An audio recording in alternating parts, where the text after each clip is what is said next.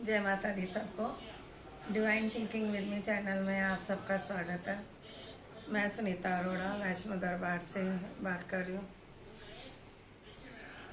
मेरे पास एक बच्ची आई है, उसकी कुछ जिज्ञासा है, कुछ उसके मन में क्वेश्चंस आ रहे थे तो वो पूछना चाह रही थी।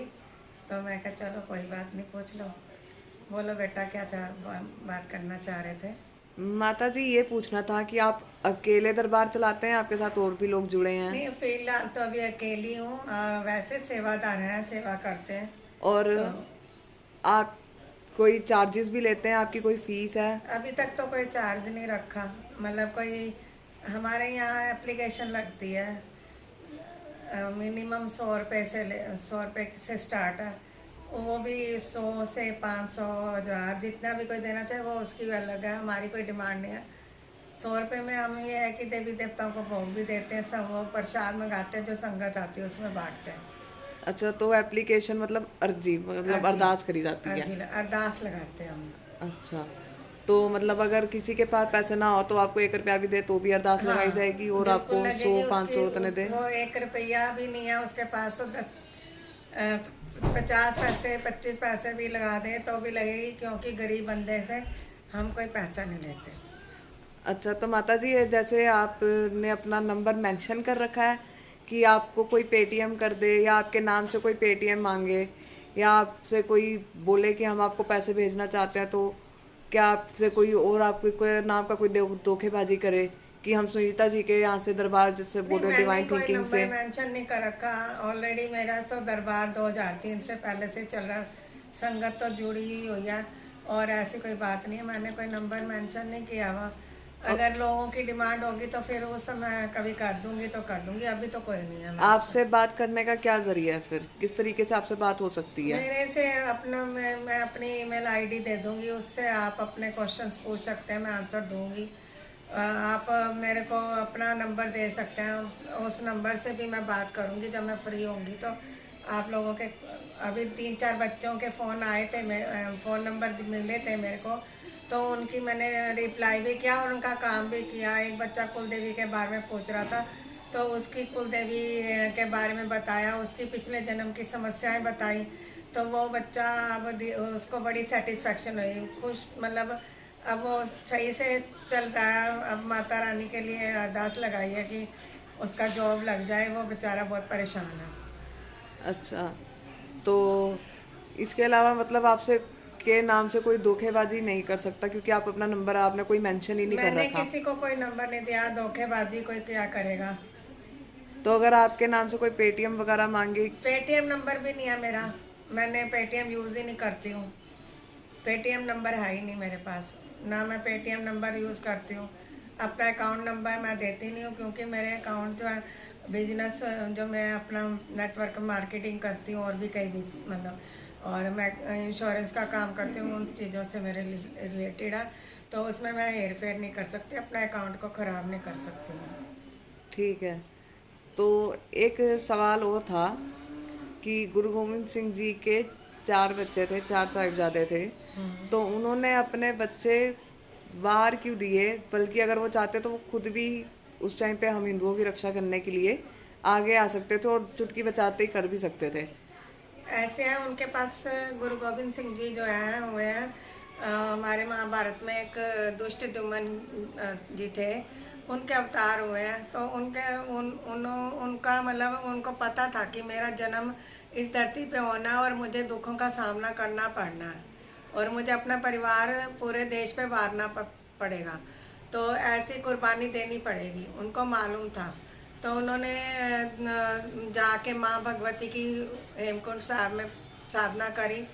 उससे माँ भगवती प्रकट हुई। माँ ने उनको बताया कि मैं राक्षसों से लड़ी थी, कैसे कैसे मैंने उनका मतलब सफाया करा था राक्षसों का।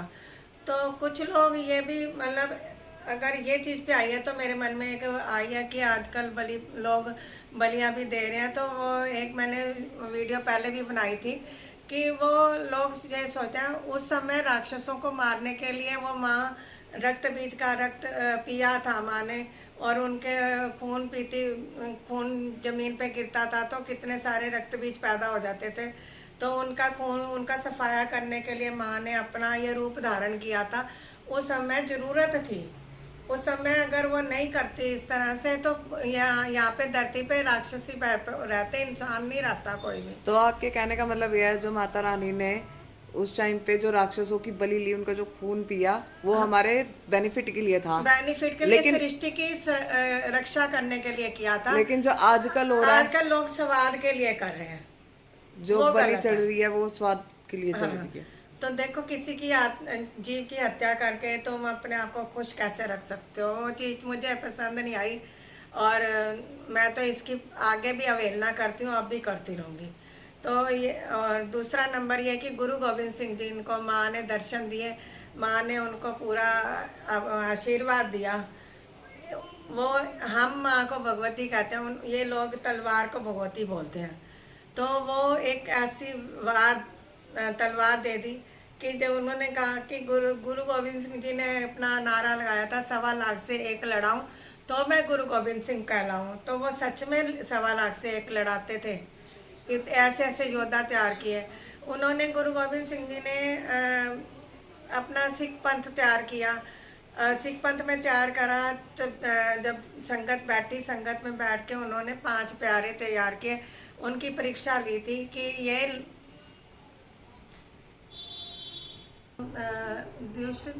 उस समय उनको गुरु गोविंद सिंह जी ने अपनी एक संगत के बीच में 5 प्यारे तैयार किए थे, और वो संगत में उन लोगों को चुना था जो उनकी परीक्षा ली थी, जो मेरे लिए कुर्बानी दे सकते हैं, अपनी जान कुर्बान कर सकते हैं। मुझे एक ऐसा सिख चाहिए। तो ये 5 प्यारे तैयार थे, सब छोटी जाति के थे। अब एक क्वेश्चन और था, तो फिर वो मतलब उन्हें पता था कि उन्होंने दुख झेलना पड़ेगा, तो इसलिए उन्होंने अपने बच्चे कुर्बान कर दिए। तो आपके कहने का लास्ट पॉइंट यही है। और जो आजकल की जो न्यू जनरेशन है सिख कौम की, वो लोग अपने मतलब बाल कटवाते हैं, शेविंग करा रहे हैं, वैक्सिंग करा रहे हैं, ने ऐसा सिख तैयार किया था, नॉनवेज खा रहे हैं, ड्रिंकिंग कर रहे हैं। लेकिन अब तो सरदार जो होते हैं, वो मोस्टली सरदार इसी वजह से जानने लग चुके हैं कि अरे यहाँ सरदार के यहाँ पार्टी है तो खाने पीने को खुला मिलेगा।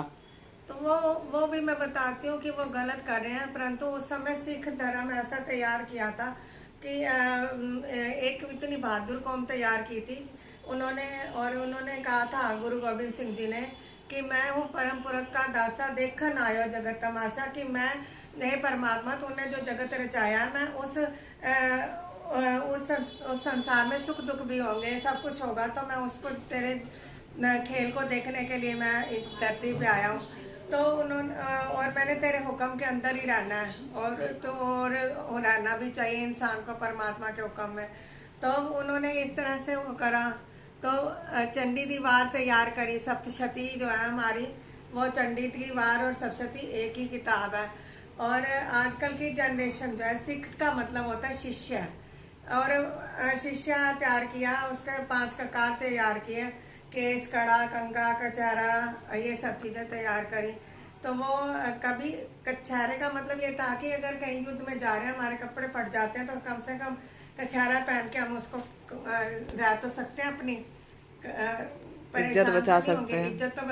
और उस समय गुरु गोविंद सिंह जी के टाइम पे क्या था कि हिंदू धर्म जो है ना, बहुत ही मतलब उसकी दुर्गति हो रही थी हिंदू धर्म की।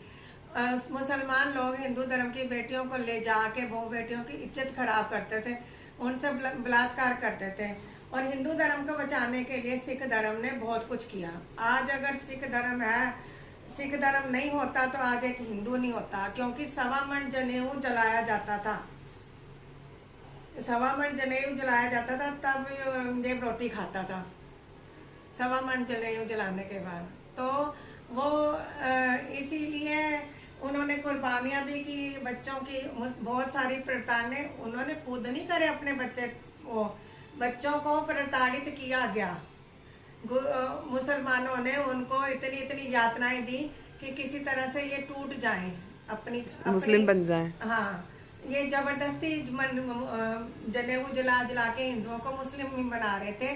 तो गुरु तेग बहादुर जी ने ये कहा था कि ये जबरदस्ती मुसलमान मतलब वो जबरदस्ती किसी को कहा तुम धर्म चेंज नहीं कर सकते, इसलिए वो उनको तत्ती तवी पे चढ़ाया गया।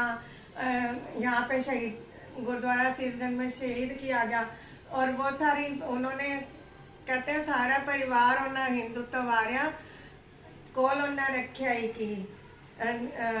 दसवें गुरां दियां खुशियां जे लैनियां खंडे वाला अमृत पी, ऐसा अमृत तैयार किया था। और जब हमारे आपका क्वेश्चन था कि नॉन वेज वगैरह ड्रिंक करते हैं, तो ये किसी भी धर्म में अलाउड नहीं है, सब में अवॉइड है। क्यों कि ना तो हमारे हिंदू धर्म में, ना सिख में, ना मुस्लिम में, कोई भी मतलब ये चीज़ें किसी भी धर्म में अलाउड नहीं है ना। और जब खंडे वाला अमृत पिलाया जाता है तो उनको ये इंस्ट्रक्शन दी जाती है कि तुम नॉनवेज नहीं खाओगे, तुम किसी का बुरा नहीं करोगे। और पूरी मतलब वो रायतें जिसे हमारे पंजाबी में बोलते, पूरी रायतें में कानून के अंदर रह के तुम इसका पालन करोगे।